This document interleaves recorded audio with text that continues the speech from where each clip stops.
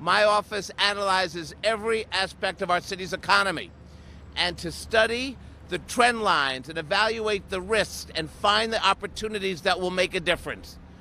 New York City is the cultural capital of the world, and today we are releasing a new report that proves this point and takes an in-depth look at an underappreciated driver of economic growth in our city, our creative sector. Now, we all know that New York is identified with art and culture like no other city in the world. But what we don't always recognize is just how significant our creative economy is. New York City has the largest and most diverse set of creative industries in the country and probably the world. From actors to architects, from Fashion Week to Museum Mile, from Broadway to independent theater, no other city has the collection of creative industries and workers that we have. We are unlike any other place in the world. In fact, 12% of all creative sector jobs in the U.S. are located right here. Proof that New York City sits at the crossroads of creativity. Today's report provides the fullest examination yet of this dynamic sector, its workforce, and the vital role it plays in our economy. Now, I want to tell everybody what we found. The creative sector employs nearly 300,000 people. We have over 76,000 workers in the film, TV, and film sector alone. 20,000 work in museums. 48,000 writers, authors, and editors. 11,000 actors, myself included. I have played parts, you know. This list goes on and on. These workers earn $30 billion in wages annually, $30 billion. And the creative sector generates over $100 billion in economic activity. Standing behind me is $100 billion. Let's give it up, everybody, a round of applause. That is outstanding. But let me tell you something that we realized when we did this report. Sometimes it really does feel that we don't truly value the importance of the creative sector and its workforce in New York City. We kind of take it for granted. We assume it will survive on its own. But it's not guaranteed. The book and magazine publishing sector still employs 32,000 people today, but that's down 28% in the last decade. Fashion production has shrunk by even more. Today's creative economy is part of the knowledge economy that is our future like never before. And we can and must do more to help ensure that this iconic sector is able to survive and thrive in the 21st century. We need to give our creative sector the attention it deserves from our city government. And let's make the clusters of creativity throughout our city vehicles of local economic development by ensuring that more visible and more accessible opportunities exist both to visitors and the communities they serve. We can do that by carving out cultural districts across the 5 boroughs to highlight the artistic hubs that make New York City the epicenter of the creative world. Now, after all, the creative sector is a major reason why we have attracted 65 million visitors in 2018 alone, people who've journeyed to our city to get a taste of all that New York has to offer. We got to make sure that the dream of a career in the creative sector is possible for all New Yorkers, careers that offer a decent wage and a fair shake. The fact is that even though we have a diverse set of creative industries, the actual composition of our workers isn't as diverse as it should be. And that's a missed opportunity to build fairness into our economy.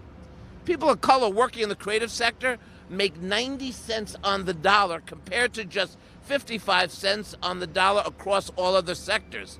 So diversity pays in this industry. So if we really want to reduce income inequality, we can start by clearing the path for New Yorkers of every background to participate in the creative workforce. And we also need an economic system that treats them fairly. Today, 36% of workers in creative occupations are self-employed compared to just 10% of the workforce overall. We got to do more to get the thousands of actors, musicians, artists, and photographers who have worked the gig economy since before the term was even invented. Now, they live from one job to the next, often without the protections and benefits that regular employees have. So let's give them a fighting chance. We got to make health and retirement benefits easier to access and more affordable. We got to get to work on bringing them and all freelancers across the city into what I call a framework of legal protections that can serve as a sturdy guardrail against wage theft and workplace abuse and offer unemployment insurance and workers' compensation. Imagine fortifying our freelancers in this economy. That's how we strengthen our city's efforts. Now, I also want to ensure that we have a ready pipeline of creative workers. So that means we have to start arts education earlier in our public schools and connect our students to creative institutions and programs. We can give a round of applause for that. You're absolutely right. Now, these institutions, our museums, our art galleries, our theaters, they aren't just attractions for visitors. They encourage parents to put roots down here in the first place. Now, many of you know I'm a born and raised New Yorker. I grew up in Washington Heights, and I'm raising my two little boys, aged 7.5 and 6, right here in this town. I have seen how art and creative expression unleashes the imagination of our kids to push the bounds of what's possible. I see it every time I take Max and Miles to a children's museum or when they're inspired to work on that art project. So many parents share that same view and those same stories. I also want to be honest. My kids are the greatest artists in the world. If you ever want to come to my office, I have a gallery of what art looks like through the lens of a 3-year-old and a 5-year-old. It's amazing. Every child deserves this opportunity because they're going to be actors. They're going to be artists. They're going to be budding musicians. They're going to work in this economy, and they're going to love every minute of it. And if we do this right, our pipeline will feature the most diverse children in the world. They will be the next leaders of the creative class in New York City. That has got to be our goal. It's not just for us to enjoy, it's for the children also to benefit from. So this city is like none other. We're not talking Idaho and Iowa. We are talking about the greatest place that we all love. And we have to remember, as we release this document today, that people do not come here just to be in the financial center. They don't come here to marvel at our 50-story buildings. They don't come here only to see money and finance. They come here to marvel at our culture, at our diversity, and they really want to see how we walk and talk and how we communicate. And all of that is expressed in all the work that you do. That's how we showcase what New York City is all about. So we offer this report to city government, to the private and public sector. This is a lot to read. You've got to finish it by Monday. The test is Tuesday. But I really want to thank our staff, Preston Niblack, all the creative people in the city who did all of this work. And I thank you all very, very much. And before we hear from a couple of speakers, I have to acknowledge the creative economy and who it is. So bear with me, but I think the press has to see the depth of who's here today and who's represented.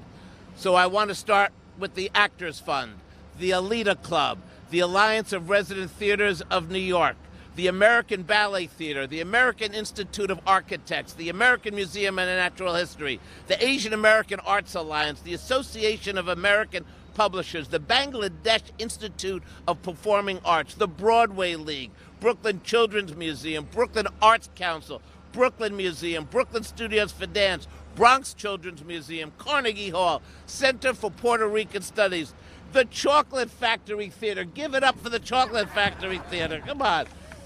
The Clemente, the Council of Fashion Designers of America, Dance NYC, Downtown Brooklyn Alliance, Fashion Institute of Technology, Flushing Town Hall, Freelancers Union, the Frick Collection, the Jewish Children's Museum, the Joyce Theater, Leslie Lohman Museum of Gay and Lesbian Art, Lincoln Center, Lower Manhattan Cultural Center, Metropolitan Museum, Metropolitan Opera, the Morgan Library and Museum, Museum of Jewish Heritage, Musicians Local 802, My Way Development Center, National Jazz Museum of Harlem, New York Art Center, New York City Center, New York City Ballet, New York Botanical Garden, NYC & Co., New York University, QPTV, Queens Theater, Raphael Vanoli Architects, Stage Directors and Choreograph Union, Sunnyside Shines, the Whitney Museum of American Art. But last but not least, thank you to the Times Square Alliance for all the help you gave us for this event. I thank you, and I'm so glad you're here. So next up, I want to give yourselves a round of applause. Next up, somebody who thinks critically about tourism every day. Her contributions to the city is truly extraordinary. She's my friend. She's the president emeritus of the Metropolitan Museum. Please welcome the great Emily Rafferty. Thank you, Scott. So thank you, Scott, Mr. Comptroller, I should say. This is the first time that I'm aware that such an in-depth, extraordinarily vast, and helpful document has been created, and it's one that we can all use every day, and as part of our fundraising and as part of our advancing tourism. I now chair NYC and Company, the city's tourism and marketing organization, and so behind me is Fred Dixon, who is the CEO, and behind him is Tim Tompkins, who runs the Times Square Alliance, to whom we are thanking today, and all of you representatives. I think the most important message for us is that Scott was talking about us. We are the people that dedicate our lives, and in many cases, our full careers, to serving the arts in this city and the cultural institutions that now bring in more than 33 million people in the 5 boroughs, which is just over half, or almost half, of all the visitors to New York in a given year. So that's because of all of you, and Scott has thanked you, and I think we should give a round of thanks personally to each other, because the more we can work together, the better we will be. Yeah. And we already do. And thanks to NYC and Company and Tim and others that work so hard, we are collaborating more and more. And my message is, we gather here outside today to thank you, Scott, for this, and also to pledge to you that you will have our promise for further collaboration in the effort that you outlined so exquisitely and articulately to make sure that we address all of those issues. And in fact, I can assure you that most of them we are very aware of and we are addressing. So at the center of the world, Broadway, let it rock. Emily Rafferty, folks. Thank you so much, Emily. Thank you, thank you. Next up, representing the Brooklyn Children's Museum and all children, is Atiba Edwards. Come on up. Thank you.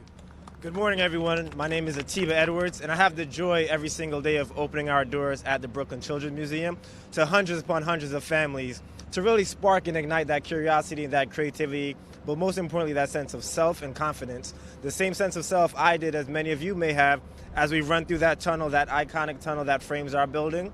That's allowed me to really traverse through space and really encourage and believe in who I am, but most importantly, instill a true understanding of what the arts and the importance of the arts and exposure to the arts are for all of our families who are coming from Brooklyn across the city to really go out and change the world. Because the children are important, because that's the future. Those are the ones who are going to go out and create the solutions to today's problems to make for a better for tomorrow.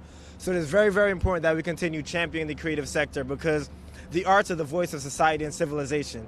The arts are the tool that's going to translate through time and space the psalms of pain, but also the hymns of happiness, so that we can go out and change the world and make a much, much, much better and brighter environment that we're going to thrive in.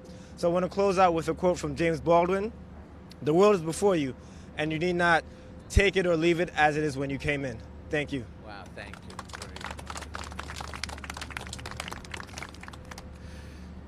This union has been so far ahead of the creative economy and what we have to do.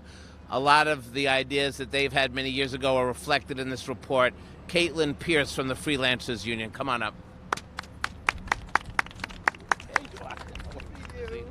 Thanks. Hi. Well, I want to just start by thanking our comptroller for really taking a serious look into some of the challenges that are being faced in the creative sector and developing a really bold set of proposals for how to help these sectors flourish. And I think at the core is really needing to make sure that creative sector workers, all workers, whether you're a musician, a makeup artist, or you're on a film crew, that you can afford to live in new work in this great city. And I think because, when we want to really talk about promoting vibrancy and diversity and inclusivity in our arts and culture sectors, one of the most important things that we really need to do is to support the livelihoods of those who are working in those sectors and create more pathways for folks to get started. And I think that really comes through in the report in a bold way. For us, and one of the key things is really putting strategies for freelancers at the center of this work. We released our own report in partnership with the Mayor's Office of Media and Entertainment earlier this year, which found that 1 in 3 New York City workers is doing freelance work. And when you look specifically at the media and entertainment sectors, that number jumps to 61%. The comptroller in his report rightly points out that we really need to make sure that first and foremost, freelancers are getting paid for the work that they do. Our studies find that almost 8 in 10 freelancers in the creative sectors have encountered trouble getting paid or getting paid on time.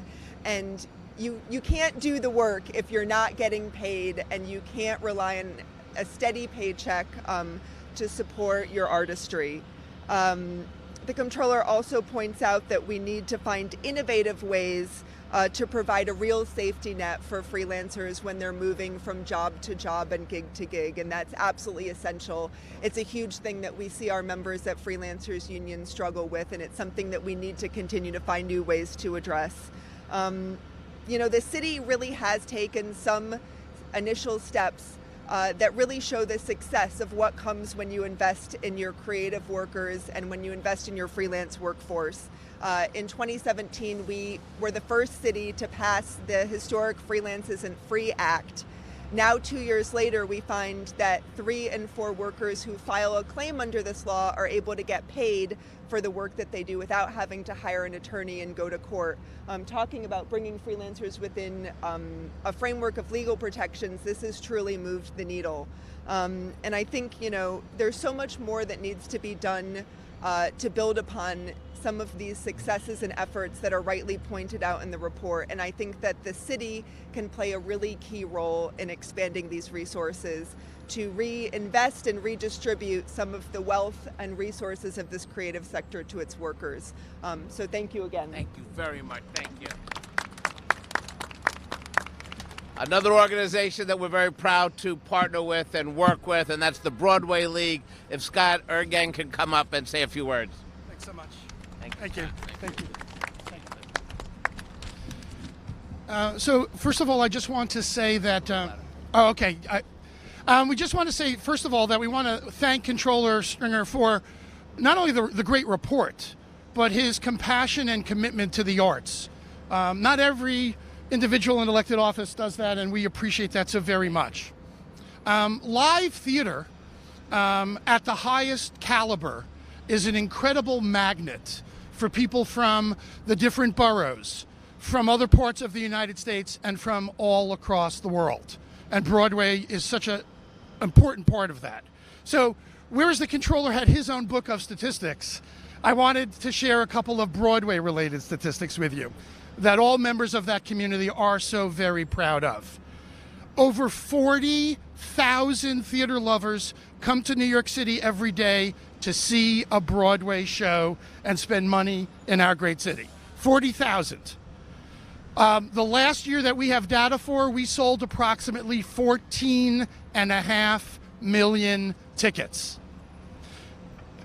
While 61% of our theater goers were from outside the tri-state area, 5 million theater goers came from New York City or the suburbs. Last year, Broadway's cumulative fiscal impact on New York City was around $13 billion. That's restaurants, hotels, and a lot of other things. The number of jobs that have been created in and around and due to Broadway is 87,000. In city and state taxes, not a topic people are very proud to boast about, Broadway paid $1 billion. Broadway is commonly cited as the number one or number two reason that visitors planning a trip to New York City say was the reason they're coming here. Broadway has a long history with collaborating with the city. We have a program called Family First Nights, where we provide unique theatrical events to underprivileged families.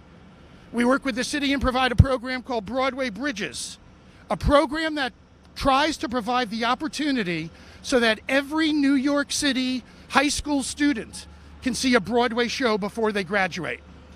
And then we work with New York City and Company for Broadway Week, where we have a semi-annual event where individuals and families can purchase 2-for-1 tickets to many popular shows.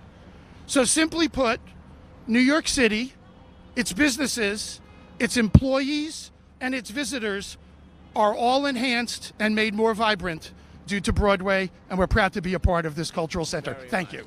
Thank you very much. Thank you. Last but not least, I'd like to call up from Dance NYC, Alejandra Duque Cifuentes. Very good. Very good. I worried about it all last night. All right, you did wonderfully.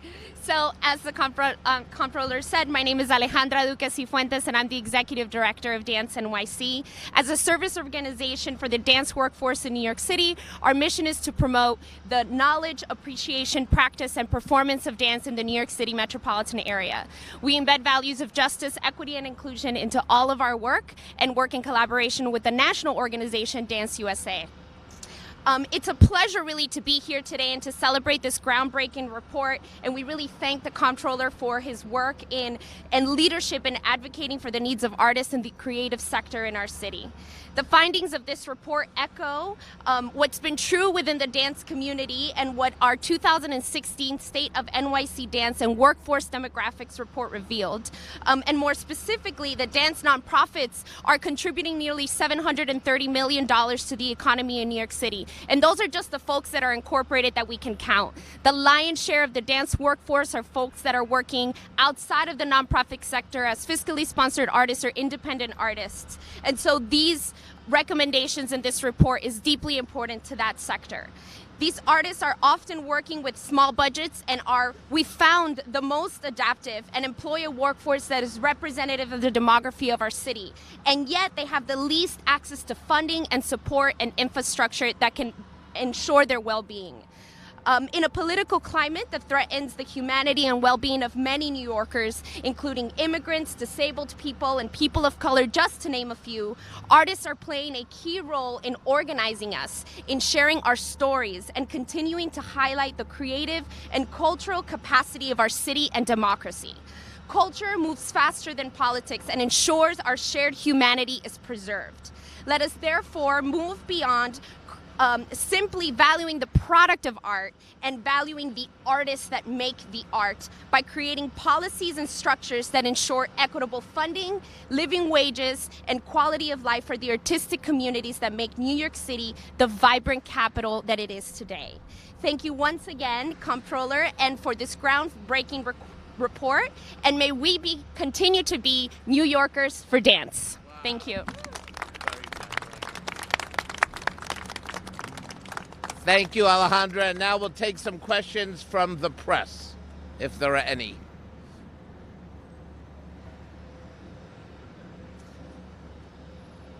Well, it's Friday. Well, thank you. Anyone on? Well, you want to do on topic?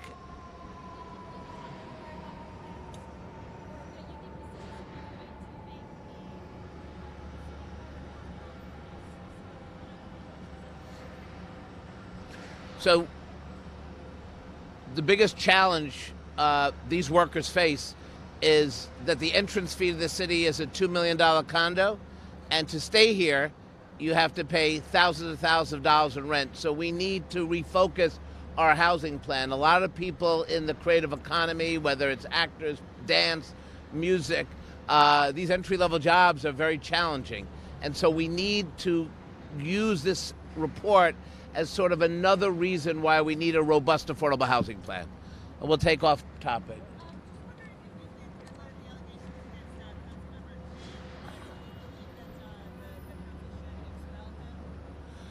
Well, look, I think that we need to ensure the integrity of the city council. Obviously, he should consider and resign. If he chooses not to, then I think the council has to move to force him to terminate his council career. But I do think he's entitled to due process and a fair hearing. But the council, you can't just tell someone to resign and then not take the extra step, because if you don't take the extra step, it means you didn't, the resignation was the easier way out. I do hope the councilman does resign, but if that's not the case, then the city council is obligated, I believe, in the fair, open process to consider expelling him. Okay, thank you, everybody. Thank you very much. And hi.